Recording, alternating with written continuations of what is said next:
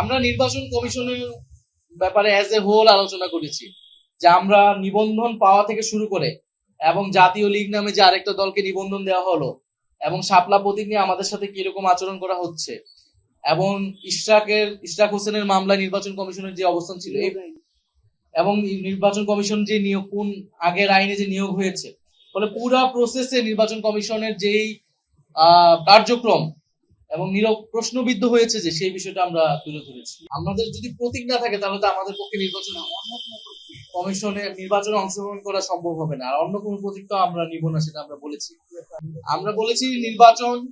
শাপলা কেন আমরা পাবো না তার আইনি সাংবিধানিক ব্যাখ্যা আমাদের দিলে তখন আমরা অন্য প্রতীকের বিষয়ে বিবেচনা করব। তার আগ পর্যন্ত সেটা যদি নির্বাচন কমিশন না দেয় তার মানে সেটা শুধু প্রতীকের ইস্যু না, এটা নির্বাচন কমিশনের নিরপেক্ষতার প্রশ্ন, নির্বাচন কমিশন ন্যায় বিচার করছে কিনা একটা দলের সাথে সেটার প্রশ্ন। ফলে যেই নির্বাচন কমিশন আমাদের নিবন্ধন এবং প্রতীক বিষয়ে আমাদের সাথে ন্যায় বিচার করে না,